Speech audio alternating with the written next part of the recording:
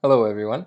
In this video we're going to be going through writing quadratic functions. So for these we're going to be given some pieces of information. So we could be given something like the vertex, maybe the axis of symmetry, any of these kind of characteristics. We're going to look at some examples where we're given even say a graph and we're going to try to come up with the quadratic function. And we're going to do some other examples as well where we're given some information and then we want to come up with the quadratic function using that information. So this is just a review from what we did on lesson 3.1. So we learned this function y equals a times x minus p squared plus q. That was called vertex form. And then we learned this information from that. So all of this is review. I'm just going to write some key characteristics that go with this a, q, and p.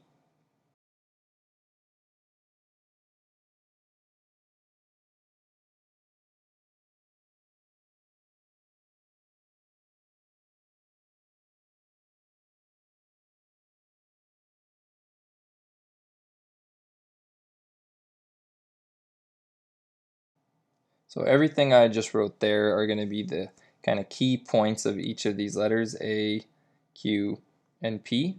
So A is going to be a vertical stretch, and it's also going to be a reflection in the x-axis, which is going to tell us whether it opens up or whether it opens down.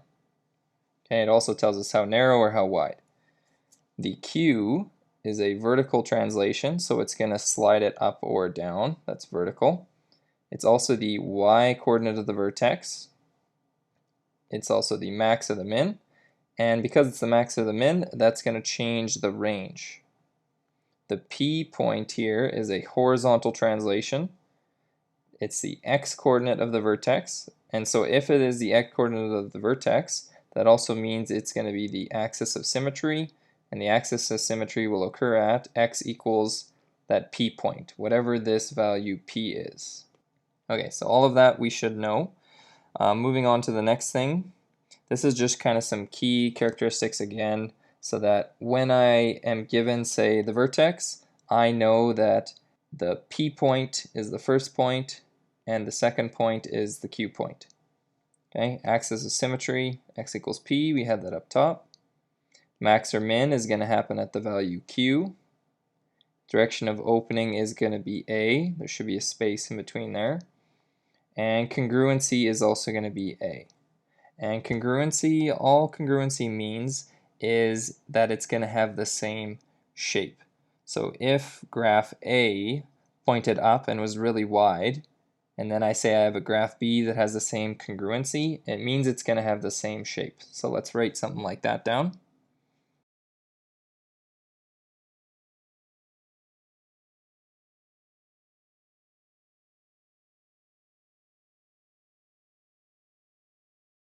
Okay, so I wrote, for example, if graph A is congruent to a graph B, they are going to share the same A value and they're going to have the same shape.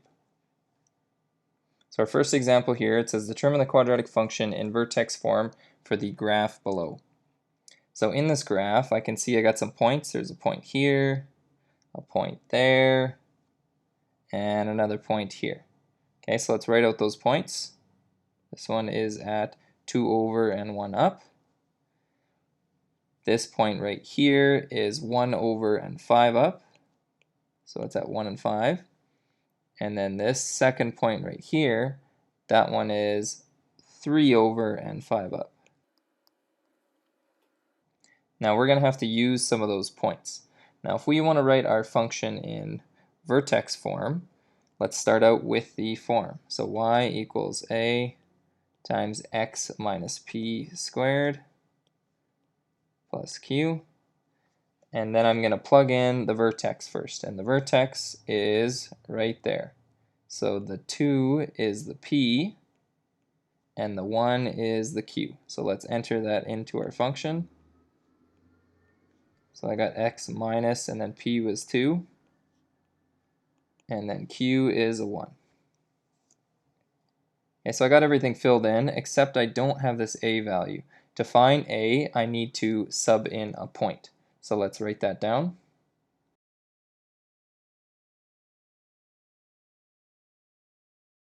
Okay, and we can choose any point. We had 2 points here. We had 1 and 5 and 3 and 5. I'm going to choose the easier one. I'm going to choose 1 and 5, where 1 is x and 5 is y. So y changes into a 5. My x is going to change to a 1.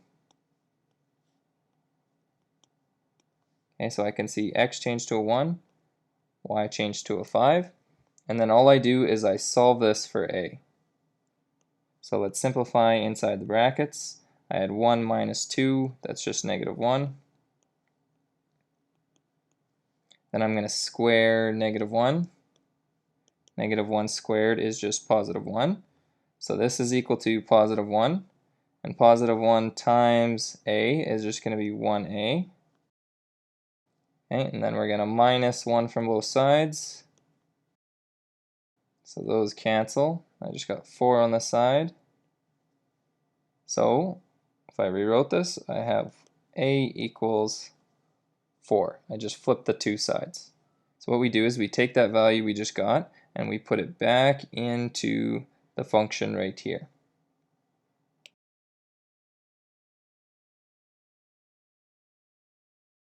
Okay, and then that is our function. Second example here, it says write functions in vertex form for each parabola with the stated conditions. So for part A, we have the vertex given to us. It's at -1 and 4. So I'm going to write P and Q, already got those. And then it passes through a point. Okay, and whenever we're given a point, label it X and Y. So this is going to be the exact same steps as number 1, it's just we're given info instead of a graph. So let's write out our vertex form. And then we're going to enter in the P and the Q. So we got X minus, and then P is -1. So be careful when you're entering in the P, it's -1, so -1 has to come down. Those two negatives in the next step will give me a positive. And then Q was +4. So I'm just going to simplify inside the brackets. You could do that all in one step if you can do that quickly in your head. It's not too difficult.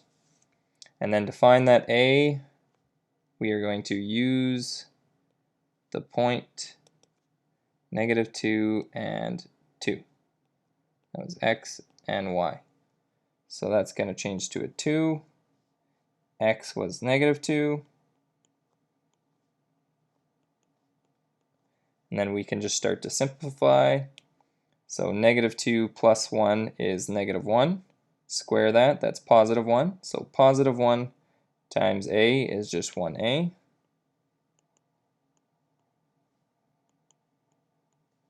And then we're going to subtract 4 from both sides. And then our 4's are gone. And then on the other side, we're going to have 2 minus 4. That's just going to give us -2. So A equals -2. And then writing our final function, just change back to A. So it's going to be -2 x plus 1 squared plus 4. On to B. Here we're told it is congruent to this graph we're given. So y equals 3x squared. So if it's congruent, that tells me that the a values are going to be the same. So this a value here is going to be a 3, and I'll show you how we can see that. If I were to write this like this, that is the exact same function, because if we did x minus 0, that's just x. Square it, that's x squared. So we're going to have 3 times x squared, which is just 3x squared. Okay, so it is the same function. So that is the a value. This tells me that a is going to be 3. And then I also have the vertex here. It says it is -5 and 3, so that tells me P and Q. So my function, a times x minus P all squared plus Q. And I now know the A, the P, and the Q. They're right here, A, P, Q. So writing those in, A was 3, and we got x minus a minus 5, so that's going to be x plus 5, that was squared, and then plus 3. And there's one piece of information we didn't use here in the middle. It said it opens downwards. So if it opens down, that tells me that my a value has to be negative. So a has to be negative. So at the end here, I'm just going to change this a. That has to be a negative 3. And then that's our final answer. On to the last one, C. This one's going to be a little bit tougher. So it says the axis of symmetry is x equals 2. Okay, and the axis of symmetry happened at x equals p, so I know p is equal to 2. And then it says it passes through the point, and then we're given this point, and we're given another point here. So I'm going to write out our vertex form. I know what p is. P is 2, so let's fill that in. Okay, but I still don't have a, and I still don't have q. These 2 points, though, are going to allow me to find the a and the q. So I'm going to plug in this first point, simplify what we have, and then plug in the second point and simplify what we get from that one too. So plugging in the first one, it's going to be negative 5 equals a times x was a negative 1. Okay, and then I'm going to simplify this. So negative 1 minus 2 is negative 3, and then square that, we're going to get 9, and then 9 times a is just 9a. So I got negative 5 equals 9a plus q. Okay, plugging in my second point of 3 and 3. Let's do that up over here. So it's 3 equals, because the y is a 3, then we have a bracket x, which was 3, minus a 2 squared plus a q. Okay, and we'll simplify this. So 3 minus 2 is 1. Square that. We still get 1. 1 times a, we get 1a. Okay, and 1a you could write simply as just a. Okay, so I now have 2 different equations. I got 3 equals a plus q, and negative 5 equals 9a plus q. There's 2 ways we could solve this. We could either use our elimination method or our substitution method.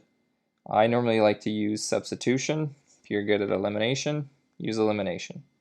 So in the substitution method, I gotta change one of the equations to be, say, like a equals. So I'm going to do that with this one. I'm going to minus q from both sides. And then I get that a is equal to 3 minus q. I'm going to take that, and I'm going to substitute that into the other equation.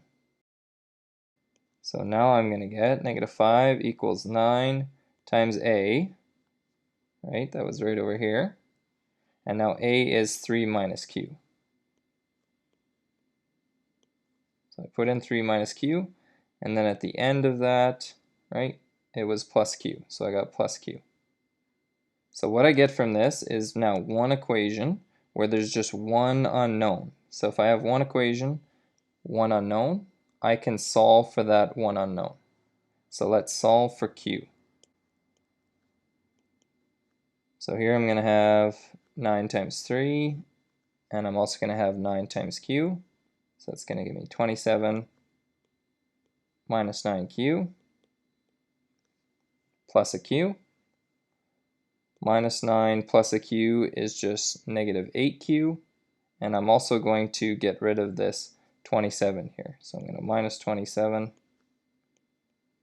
minus 27. So that's going to give me negative 32 on the left, and I got minus 8q on the right.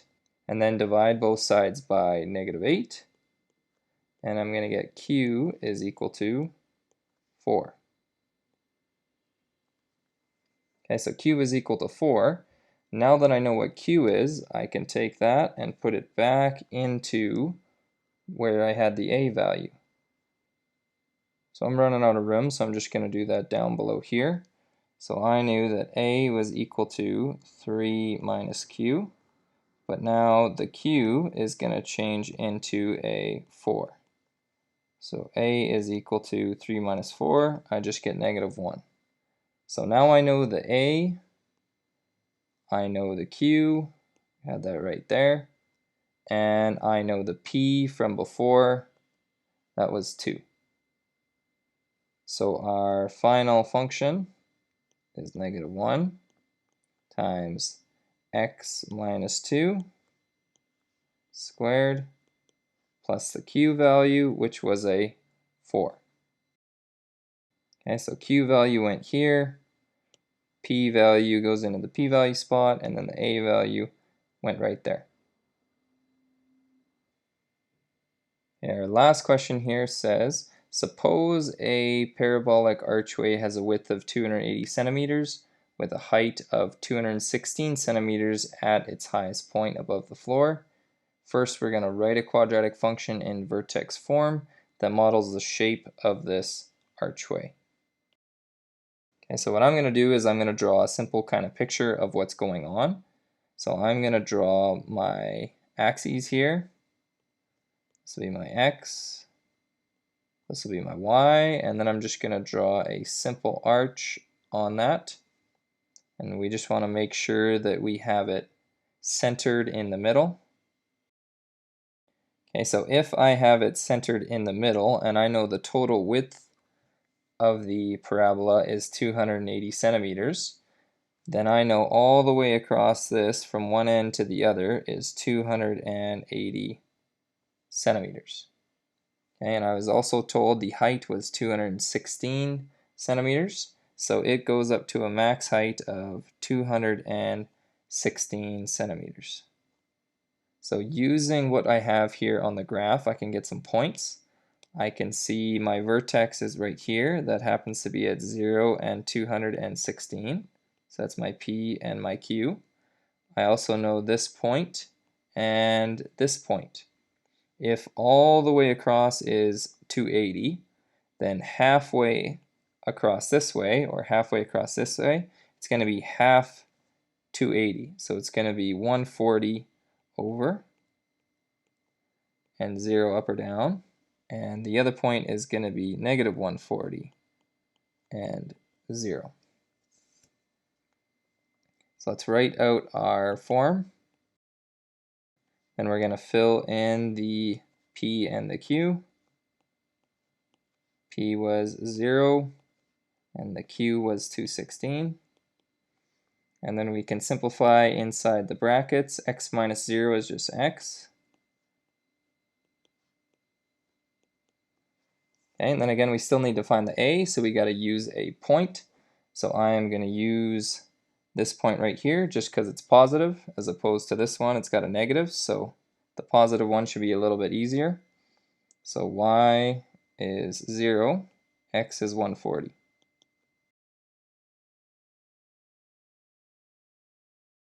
So I got everything filled in. We just got to solve for a. So we're going to minus 216 from both sides.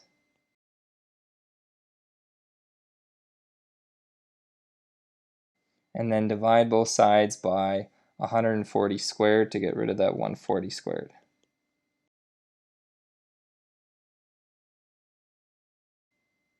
So I only have a. I'm just going to flip it and put it on the one side. So I got a equals negative 216 over 140 squared is 19,600. Okay, so now we have the a. We just have to take a and plug it back into the function that we had at the start here, right there. So let's write that.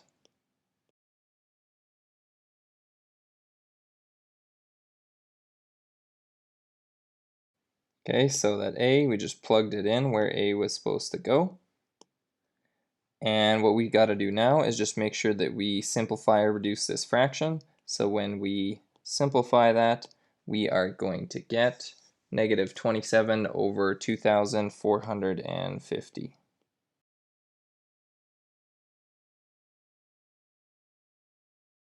And that is our answer for that one. Looking at part B here now, it says determine the height of the archway at a point that is 50 meters from its outer edge. So at the outer edge, we are going to move in 50 meters. So I'm just going to zoom in and kind of show what we're doing here. So from the outer edge, we're going to move in that 50 centimeters. And if I have moved in 50 centimeters, that means the rest of this distance to get back to the middle, because the whole thing we knew was 140, so to get the rest of the way, that is just 90 centimeters. Okay, so at that point, that is 90 centimeters over. What we're going to do is from that point, we're going to go up to our graph. So that point on our graph is 90 over, but we don't know what the height of it is, however high up it is. But that's what we're trying to find, the height of the archway at that point. So it's at 90, and we don't know what y is. So down below here, we're going to write our function. It's negative 27 over that 2,450. And then the x is now going to be what we just found it to be. We said it was 90, so it's going to be 90 squared plus 216. And then we can put that all in our calculator, and we are going to get 126.73 centimeters. So that is the height of the archway when it is 90 centimeters over from the middle or 50 centimeters over from the outer edge. Okay, our textbook questions I'm just going to write here down at the bottom.